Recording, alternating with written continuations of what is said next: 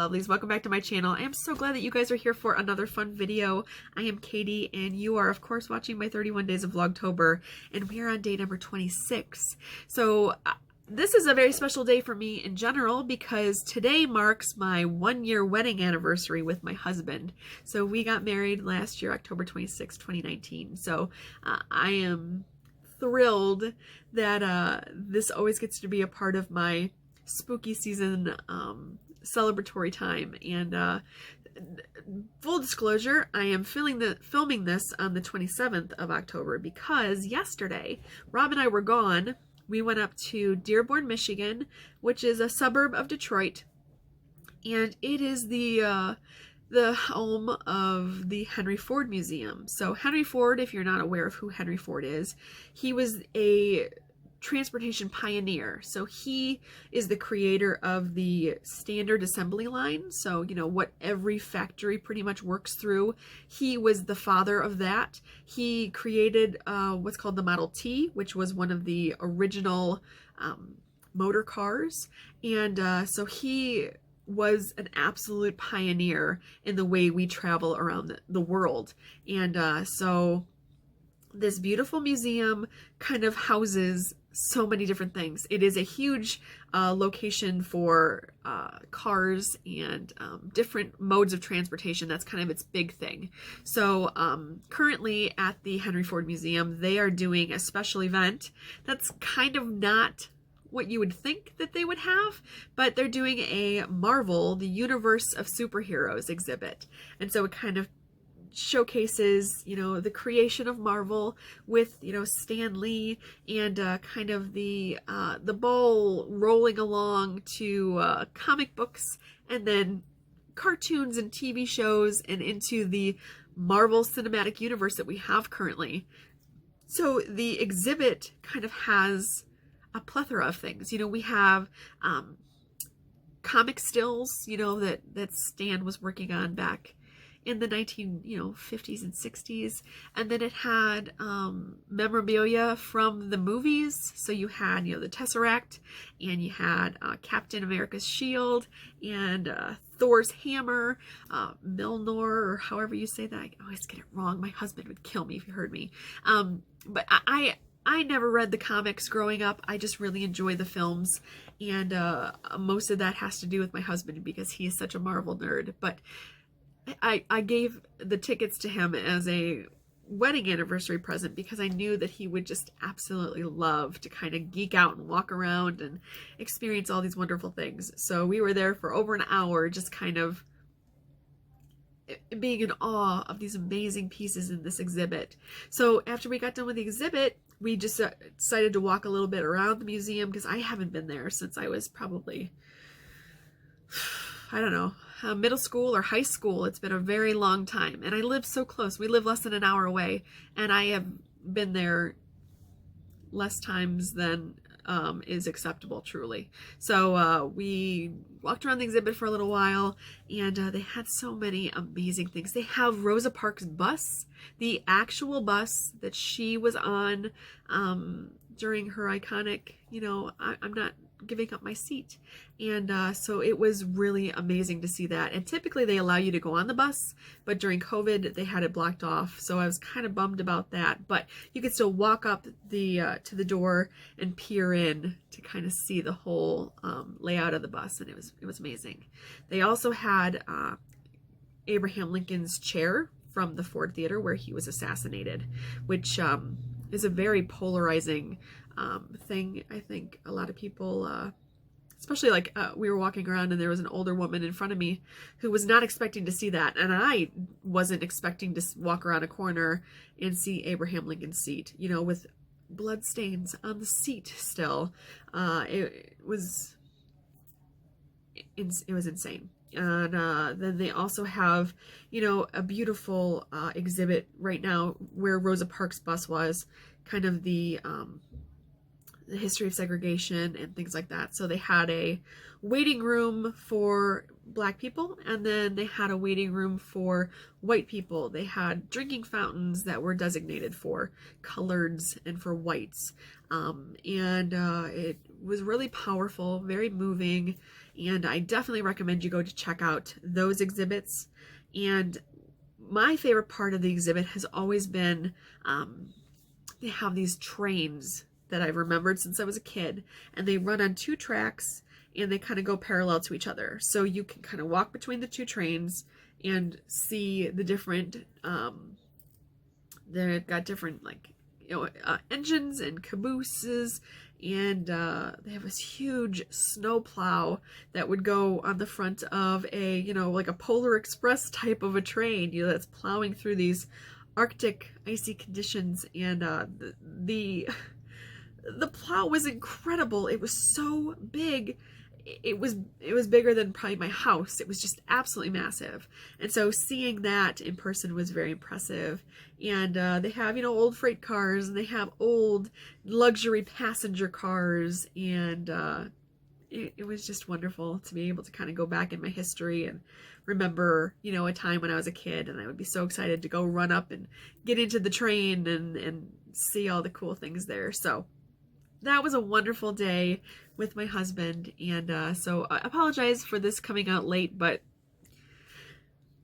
it's October, man, and this is real life. So again, apologies for it being late, but I had a reason. I wasn't just sitting around not doing it. It just had to wait until we had our day together. So today, let's go over what our prompt was from yesterday, and it was a dark and stormy night. So I wanted to hear about you guys' favorite movies that take place in a dark and spooky house, or, where there's a storm going on outside, in any type of setting. So we will be getting to my movie choices in just a couple minutes, but let's do a book recommendation first.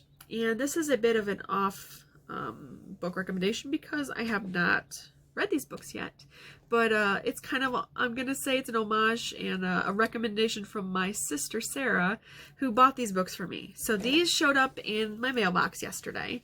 So I've got Wicca by Scott Cunningham, and I've got The Magical Household, and this one is by Scott Cunningham and David Harrington. And so my sister and I were chatting the other day, and I told her that I had not read anything by Scott, and she is a huge fan of Scott Cunningham. So she went on Amazon and she bought me some books. So the book I had picked for today, I was kind of thinking about it, and I'm like, well, I could do that one, or I can just push it to later. It wasn't one that I was, super excited about, but I thought that this was very neat that I could discuss, these 2 books that my sister picked up for me. So big thanks, big shout out to my beautiful older sister Sarah. I love you so much, and I cannot wait to read these. So if it's recommended by her, they're recommended by me. So definitely pick these up. Like I said, she got them on Amazon, and these literally got to me in like 2 days time, because we talked to each other on the phone on Saturday, and these showed up on my doorstep on Monday. So definitely check out those books. So let's go ahead and discuss my movie choices for today. And the first one, my friend already mentioned it, and it is The Old Dark House. And this is a quintessential 1932 movie. So this was brought to us, the director was James Whale. And if you know who James Whale is, I think that speaks volumes for this movie anyway, but if you don't know, James Whale is the director of Frankenstein, and he was the director of Bride of Frankenstein, and all of these classic Gothic movies that were brought to us back in the 30s, and I think even into the 40s. But there is a beautiful movie that kind of portrays James Whale's life, called Gods and Monsters, that came out in the 90s, I think. It starred Brendan Fraser and Ian McKellen. So it is a beautiful movie about an incredible man. But this movie, The Old Dark House, was kind of lost in the annals of time for a while. A lot of these movies from the 30s and 40s, they either got lost at Universal, back in their archives, or, things happened, things got destroyed, whatever the case was. But this one, like I said, it kind of fell into obscurity, and Universal lost the rights to the story for The Old Dark House. And so in 1963, it was remade and the person that remade this movie was William Castle. So you've already heard the name William Castle from me many times before. William Castle is the creator of The House on Haunted Hill with Vincent Price, and the 13 Ghosts 1960 version that I love so very much. So you should be familiar with William Castle and James Whale, really. And James Whale's is much more gothic, much more dark and foreboding. And William Castle's is much to William Castle's kind of on brand. It tends to be a bit more kooky, and it was actually billed as a comedy, which always is weird to me, you know, like especially with movies from this era. You think that they'd want to just stick to horror or comedy or drama or whatever it is, and they kind of added all of it together and kind of billed it as such. You know, it was a horror comedy drama is what they turned this movie into. But truth be told, I have not seen the William Castle version. I have only seen the 1932, the Old Dark House version by James Whale, and I absolutely love it. I only recently saw this movie about 3 years ago, and it was another TCM watch, and I absolutely fell in love with it. So that is my first pick, and I definitely recommend that you take an hour and some odd minutes, check out this movie. It stars Boris Karloff again. So Boris is playing this mute character who plays the butler of this old decrepit house, and he doesn't, like I said, he doesn't speak, and you just get this really weird foreboding feeling every time he's in the room. You know, he's got those magnanimous eyes that just follow you around the room and are very creepy and very on point to the character itself. And so the story follows this couple and their friend. They are driving around the countryside and they get lost. So they encounter this house, stop, and they think they're going to ask them for directions because it's raining very heavily and they don't want to get stuck somewhere. So they go in the house, and it's a brother and sister group that are living in the house, and they seem a little off, but okay. And you come to find out that there are more people living in this house. Boris Karloff's character is one of them, as the butler. You find out that there is an elderly gentleman in the basement, and later you find out that there is somebody locked in a room upstairs. And so in a typical horror movie, dark house fashion, things start to unravel pretty quickly. You have another group of people that are introduced. A man and a woman are driving around as well. They get lost, and so they stop up at the house too.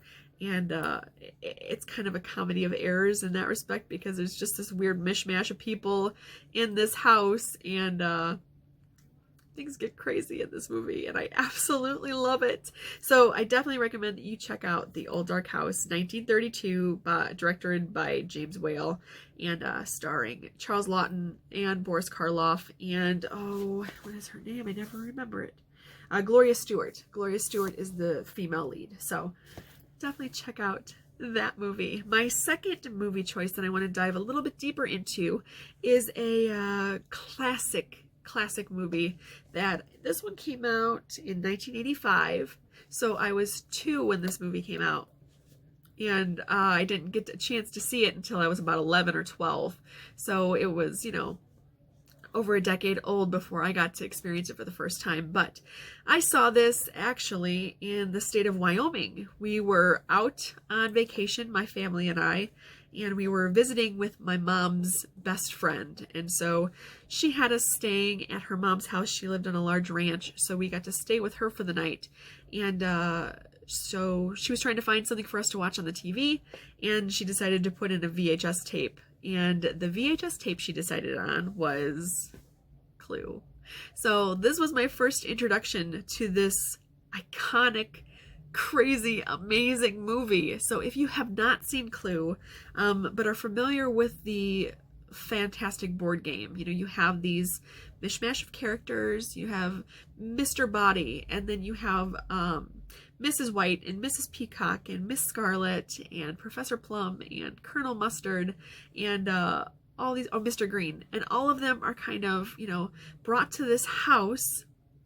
And in the movie, they kind of portray it as these people are being blackmailed. And so they are brought to this house to kind of confront their blackmailer, and they're all given weapons. And so you have the quintessential standard Clue weapons. You've got the lead pipe, you've got the wrench, you've got the rope, you've got the revolver, the knife, and the candlestick. I always forget the candlestick.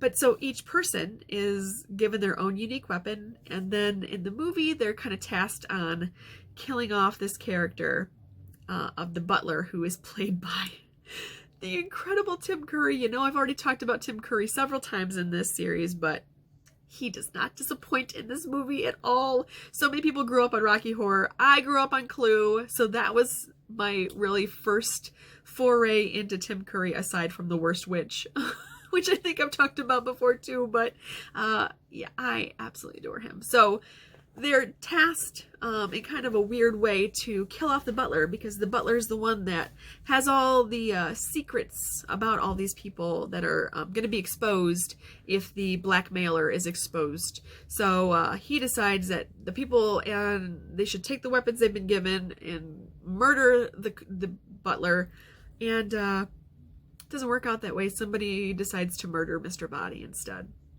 So then you're tasked with trying to find out who killed Mr. Body. And then as this is going on, there's more deaths happening, more people, the body count piles up. And it is just so funny. I mean, it's supposed to be like a scary movie with death, and it's hilarious. There are so many lines from this movie that I forever will quote. And the people that know, they know the lines. And it is just so funny to find those people. They are my people every time they know Mrs. Peacock was a man. It's so good. It's so good. So this is my main pick for today, is the 1985 classic film Clue. You know, the ending of this movie is unlike any other movie I've ever seen.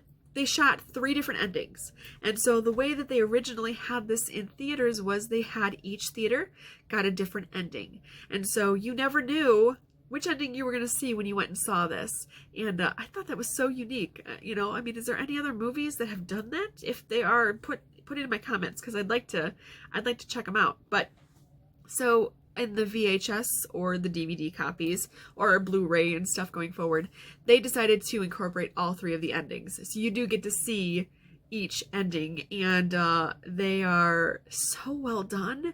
They're so perfectly thought out, and I love it. So I'm not going to give away the endings because they are extraordinary, and you need to check them out if you have not seen this movie. But suffice it to say is you will be laughing through this whole movie. It is so good, so atmospheric. You know, you got the creepy old house, and it's raining when they all arrive. I mean, throughout the whole movie it's raining. Different people show up to the house.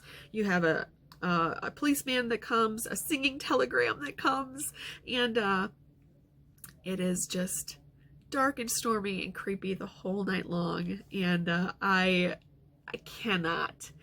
can't say anything else about this movie except that it is brilliant, and if you've not seen it, you are absolutely missing out on an absolute gem. So that is my main choice for today, is 1985's Clue. And then let's go into my TV series really quick. So this show is one of my probably top 5 favorite series of all time. This one came out in 2011 and it ran until 2014. This was on the Sci-Fi Channel, and this was a remake. So the initial version of the show, of course, started in the UK, I think on BBC. And you know how us North Americans are, we just like to steal everything that the Brits give us. So I have not seen the original British version, and I have gotten a lot of flack for that. just haven't had the time to watch it. It's not that I'm against it, I just haven't had the time. I was introduced to this version first because it was on Sci-Fi, and looked like something I really wanted to watch. So I was introduced to this one first. So apologies to anybody that's offended that I'm not talking about the BBC version. I will watch it eventually, I promise. It is on my ever-growing list of things to watch. But I am talking about the 2011 Being Human, and this was, like I said, such a beautiful show. It is actually a Canadian production, so people always say North American, and 90% of the time, if it's a show I really like, it's probably a Canadian series, because Schitt's Creek is one of my favorite shows of all time too, and it is a definite Canadian gem. So some of the people from Being Human are actually in Schitt's Creek, so that's a fun little thing as well. We'll get to that in a little bit. But this show follows three main characters, and they are all supernatural beings. So you have one person whose name is Aiden. He's played by Sam Witwer, and he is a vampire. And then you have Josh, who is played by Sam Huntington, and he plays a werewolf. And then you have Megan Rath, and she is a ghost. And she plays Sally. And so Josh and Aiden and Sally end up cohabiting in this house, this townhouse, and they form an unlikely bond. You know, I think that Josh and Aiden's character meet while they're working in the hospital together, and then they decide that they want to rent a place because both of them have situations they just want to get out of, whatever living situation they're currently in, and they decide, since they're both in the supernatural spectrum, that they should probably live together because they would understand it better than anybody else. So they inadvertently move into this house that is haunted by Sally. And Sally had lived in the place originally. She died in that place under tragic circumstances, and that's why she remains in the house. And so, like I said, they all kind of meet and form this incredible bond, and you get to follow each one's storyline, each episode. Each season, there were 4 seasons total, and each one you got 13 episodes. So I think it was a really great arc. Each season kind of gave you a big storyline to follow. So, you know, we get the kind of the creation of Aiden, you know, when he's bitten and transformed into the vampire, and it goes over his lives that he's pretty much led. You know, he's hundreds of years old. He went through like the American Revolution and the Civil War and all of these incredible points in history. So you get to have that point of view from Aiden. And then you learn more about Josh's backstory and where he came from and his introduction to the person that turns him into a werewolf. And then through his work, you know, like I said, they work at the hospital. He meets Nora's character, who becomes his love interest, and they end up getting married later in the series. But so he meets her and they fall in love, and at some point she ends up getting transformed into a werewolf too. So now you've got a vampire and 2 werewolves and this ghost living in this house. And so I really loved when they finally decided to go over Sally's backstory, because like I said, it is a tragic one, and I love Megan's acting so much in this, and she plays such a wonderful, loving character. And then, like I said, she was in Schitt's Creek, but she played such a vapid, airheady type character in that show. So it was kind of fun to see the difference in acting ability that she has. It was wonderful. But the character that plays Nora as well was also on an episode of Schitt's Creek. So, like I said, the Canadian productions are always my favorite. I mean, I started with all those classic Disney shows, so flash forward, and So Weird, and all of those early programs. Are You Afraid of the Dark is a Canadian program, so I owe a lot of my spooky upbringing to the wonderful country of Canada. So yeah, that is my pick for today is Being Human. And like I said, there's a lot to offer in those 52 episodes that you get with the 4 seasons. And it's an endearing, funny, heartbreaking, terrifying, experience, and I think that everybody should see it, and so that's my pick. Unfortunately, it's not streaming anywhere unless you have the Sundance channel or the Sundance app. I do not, so I have not seen this TV series in quite some time. I'm thinking, like I've said before, I'm probably going to buy the DVD box set, or I may buy it if it's available for YouTube, because I have done that with a couple different series, because I just love it and I miss it, and that's definitely one that I just want to kind of pick back up and revisit them, because they felt like old friends, you know? They were so dynamic together, and they just felt like people you wanted to know and get to know better. And so that, like I said, that's my choice. The United States, Canada version of Being Human is my pick for today. So if you're a BBC fan, like I said, I wholeheartedly believe you when you say it's amazing. I will see it, I promise. Just not this season. I don't have time to fit my schedule. So maybe once the holiday is over, and maybe towards Christmas, I'll be able to get it in my calendar of things to watch. But the way everything is coming out anymore, Netflix is always dropping new things, and Shudder I'm on, and they're always providing new original material, so I feel like I'm just always 20 steps behind in trying to get myself caught up on things. So there's that. But those are my choices for today. So book recommendations again were for two new ones to me, The Magical Household and Wicca, by Scott Cunningham and David Harrington. And then my movie recommendations are The Old Dark House and Clue. And then my TV recommendation is for Being Human. So I will see you guys in my next video. I hope you're all well, staying healthy, being safe, being courteous to your fellow human beings when you go outside. Cover your damn face. It does not take anything away from you, and it could possibly save a life. So that's always my PSA. Wear your mask. Be a good human. I'll see you in the next video. Bye. I'm back again. So I forgot to do our prompt for tomorrow because I was too excited about rehashing what we had talked about. So really quickly, tomorrow's prompt is 1990s horror. For some reason, I thought we had already done all the decades, but the 90s slipped past me. So that is your mission, should you choose to accept it, is let me know your favorite horror movies from the 90s. So again, I will see you tomorrow. Bye.